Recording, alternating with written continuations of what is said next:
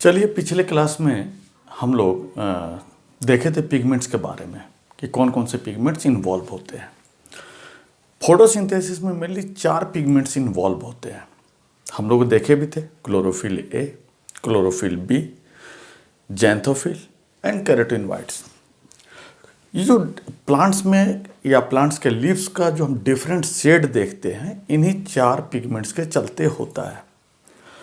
Chlorophyll a bright या blue green होता है, क्लोरोफिल बी येलो ग्रीन होता है, थोड़ा सा येलोइशनेस होता है। यदि ये सेपरेट आप देखें तो ज़ैंथोफिल येलो होता है और केराटिनॉइड्स येलो ऑरेंज कलर का होता है।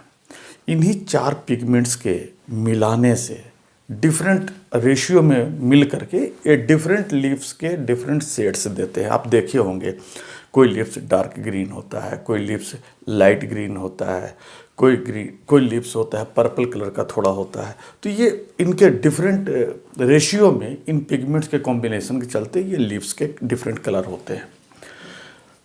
पिगमेंट्स का मेन काम क्या है? तो पिगमेंट्स का जो मेन काम होता है वो लाइट एनर्जी को एब्जॉर्ब करना। डिफरेंट वेवलेंथ के लाइट एनर्जी को एब्जॉर्ब करते हैं डिफरेंट पिगमेंट्स। हर पिगमेंट्स का अपना रेंज होता है। क्लोरोफिल ए किस रेंज के लाइट को, किस वेवलेंथ के लाइट को, कहाँ से कहाँ तक के वेवलेंथ के लाइट को ये एब्जॉर्ब करेगा। क्लोरोफिल का भी एक अपना रेंज होता है, ज़ैंथोफिल और केराटिनॉइड्स का भी अपना एक रेंज होता है। फिर ये यदि क्या ही मतलब साइंटिस्ट के मन में या आपके भी मन में आ सकता है कि क्या सारे पिगमेंट्स इक्वली पार्टिसिपेट करते हैं फोटोसिंथेसिस में, या सबका अपना अपना अलग अलग रोल होता है? कोई मेन हो, बाकी सब दूसरे हेल्प करें, या सब के सब एक साथ एक जैसा काम करते हैं? तो आपको मैं बता दूं क्लियर कट कि सबका रोल एक जैसा नहीं होता। मेन जो पिगमेंट होता है फोटोसिंथेसिस के लिए, वो जो एक्शन में ज़्यादा मोड में होता है वो होता है क्लोरोफिल ए। इसलिए उसको हम लोग कहते हैं चीफ पिगमेंट। क्लोरोफिल ए को क्या कहते हैं? Chief pigment. बाकी जो दूसरे होते हैं क्लोरोफिल बी, ज़ैंथोफिल, केराटिनॉइड्स, ये सब के सब एसेसरी पिगमेंट्स कहलाते हैं। चीफ पिगमेंट का काम क्या होता है कि फोटोसिंथेसिस में बढ़ चढ़ के हिस्सा लेना, लीड करता है उसको। आगे देखेंगे हम लोग कि कैसे लीड करता है। और बाकी जो होते हैं वो डिफरेंट रेंज के लाइट एनर्जी को एब्जॉर्ब करते हैं, और एब्जॉर्ब करके क्या करते हैं, उस एनर्जी को ट्रांसफ़र करते हैं क्लोरोफिल ए को। जैसे क्लास में सारे बच्चे, ठीक है बच्चे ही हैं, सारे लोग स्टूडेंट ही हैं, लेकिन उसमें से एक कोई मॉनिटर होता है। उसी तरीके से फोटोसिंथेसिस के लिए जो नॉर्मल ग्रीन हायर प्लांट्स हैं, उनमें फोटोसिंथेसिस के लिए क्लोरोफिल ए जो होता है वो बाकी पिगमेंट्स में मॉनिटर की तरह काम करता है। इसीलिए उसको हम लोग कहते हैं चीफ पिगमेंट। ये पता कैसे चला? तो ये पता चला, साइंटिस्ट लोगों ने क्या किया कि एक ग्राफ ड्रॉ किया। वो ग्राफ क्या था? तो एब्जॉर्प्शन ऑफ लाइट और डिफरेंट वेवलेंथ के लाइट के बीच एक ग्राफ ड्रॉ किए। ये डिफरेंट वेवलेंथ के लाइट को दे दे करके देखे कि किस वेवलेंथ के लाइट मैक्सिमम एब्जॉर्ब होते हैं इन पिगमेंट्स के द्वारा। तो हम तो यहाँ पे सिर्फ क्लोरोफिल ए का ही बनाए हैं। ये जो है for chlorophyll A, chlorophyll A के लिए हमने ये ड्रॉ किया है। हालांकि आपके एनसीईआरटी में भी दिया हुआ है, और भी ऐसे ग्राफ जाते हैं दूसरे दूसरे पिगमेंट्स का। उसमें क्लोरोफिल ए हम इसलिए ड्रॉ किए हैं ताकि पहला बात तो ग्राफ ज़्यादा मतलब घिजमिज ना हो, ज़्यादा उलझा हुआ ना हो, क्लियर कट ग्राफ हो। दूसरा कि ये मेन पिगमेंट की तरह काम करता है, तो इसको लेकर के समझे तो बाकी को हम समझ जाएंगे।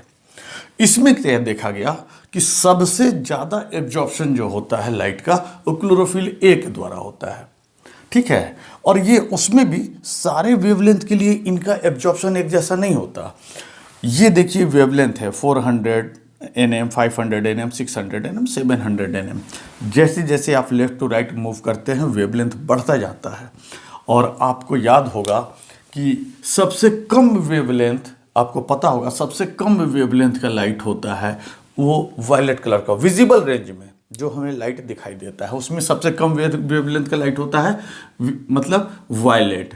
हम लोग को याद होगा 7 colour, VIB, G, YOR, violet, indigo, blue, green, yellow, orange, red.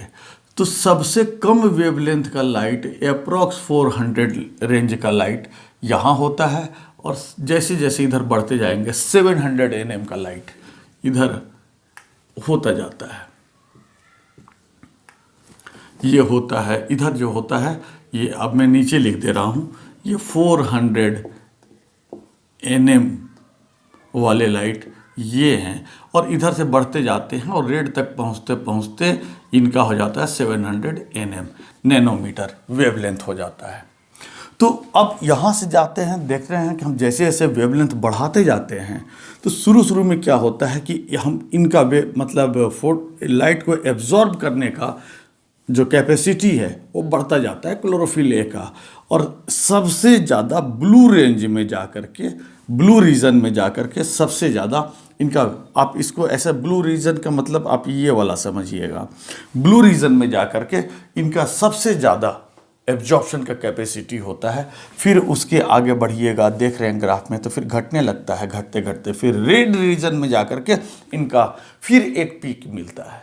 यानी देख करके ही ग्राफ आप कह सकते हैं कि क्लोरोफिल ए जो है सबसे ज़्यादा जो एब्जॉर्प्शन करता है वो ब्लू रीजन में और रेड रीजन में करता है। इसको कहते हैं absorption spectrum for the different pigments, और हमने यहाँ पे लिया है सिर्फ क्लोरोफिल ए का दिखाया है। दूसरा बात, फिर लोगों ने देखा कि क्या मतलब ये क्लोरोफिल ए एब्जॉर्ब करता है, तो ओवरऑल फोटोसिंथेसिस का रेट किस तरीके से, उसका ग्राफ किस तरीके से जाता है। तो एक ग्राफ खींचा गया फिर से, वो है wavelength versus rate of photosynthesis. Wavelength versus rate of photosynthesis देखें तो इनको भी पता चला कि ये दो रीजन में पीक मिल रहा है, एक ब्लू रीजन में और दूसरा रेड रीजन में पीक मिल रहा है। यानी इनको लगा कि इसका मतलब है कि जिस रीजन में क्लोरोफिल ए सबसे ज़्यादा लाइट एब्जॉर्ब करता है, ओवरऑल फोटोसिंथेसिस भी उसी रीजन में सबसे ज़्यादा हो रहा है। तो एक आप भी कंक्लूजन निकाल सकते हैं, इसका मतलब है कि जो मेन करता धरता है वो कौन है, क्लोरोफिल ए है। क्यों?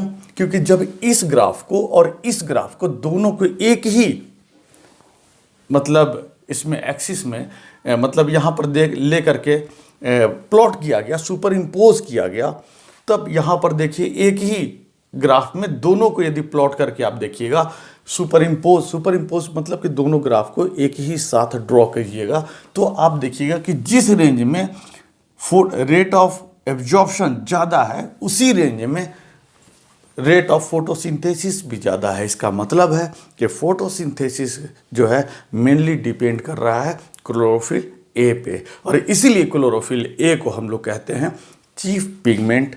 मेन पिगमेंट वही है, बाकी क्लोरोफिल बी एकदम याद रख लीजिए, मेन पिगमेंट या चीफ पिगमेंट कहलाता है क्लोरोफिल ए, और क्लोरोफिल बी, जैंथोफिल, कैरोटीनॉइड्स, ये सब जो हैं एसेसरी पिगमेंट्स कहलाते हैं।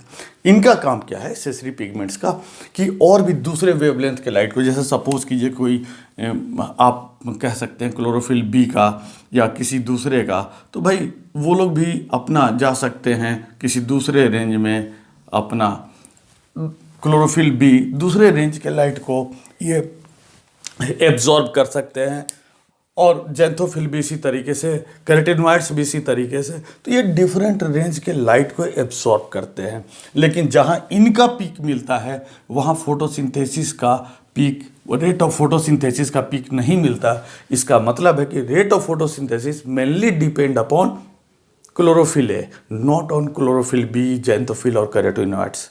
समझ गए?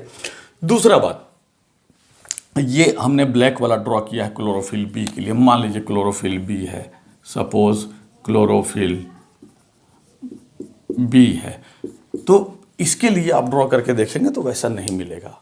दूसरा बात कि बाकी और एसेसरी पिगमेंट्स का काम क्या है, तो एसेसरी पिगमेंट्स दूसरे डिफरेंट वेवलेंथ के लाइट को एब्जॉर्ब करते हैं, या हम कह सकते हैं कि वाइड रेंज ऑफ वेवलेंथ के लाइट को ये एब्जॉर्ब करते हैं, और एब्जॉर्ब करके उसके एनर्जी को ट्रांसफ़र करते हैं किसको, क्लोरोफिल ए को। समझ गए बात को? तो ये हमको लगता है कि आप यहाँ तक की बातों को समझ गए होंगे, है ना। बाकी जो एसेसरीज हैं एक और काम करते हैं, वो प्रोटेक्ट करते हैं क्लोरोफिल ए को फोटो ऑक्सीडेशन से। अब एक नया टर्म आ गया, व्हाट इज फोटो ऑक्सीडेशन। तो जब हाई इंटेंसिटी का लाइट उस पे पिगमेंट्स पे पड़ते हैं तो कुछ ऐसे भी एनर्जी के लाइट होते हैं जो यदि एब्जॉर्ब ना हो, यदि उनको कोई दूसरा एब्जॉर्ब ना करे, तो हो सकता है कि क्लोरोफिल ए के मोलेकुल को या उसके मतलब कहीं उनके बॉन्ड को ब्रेक कर दें, मोलेकुल का स्ट्रक्चर चेंज हो जाए, मोलेकुल ख़राब हो जाए, बॉन्ड ब्रेक हो गया, मोलेकुल का स्ट्रक्चर चेंज हो जाएगा, क्लोरोफिल ए बर्बाद हो जाएगा, फिर वैसा काम नहीं कर पाएगा। तो इसको फोटो ऑक्सीडेशन इसलिए कहते हैं कि ये जो बॉन्ड ब्रेकिंग होगा due to the high intensity of light या due to energy of light which is not absorbed by the pigments. तो ये क्या करते हैं कि ये उस वैसे सारे लाइट्स को एब्जॉर्ब करके और फोटो ऑक्सीडेशन से बचा लेते हैं क्लोरोफिल ए को। हमको लगता है आप यहाँ तक की बात को समझ गए होंगे, है ना। चलिए आप देख लीजिए, इसके बाद फिर हम लोग आते हैं अगले टॉपिक पे।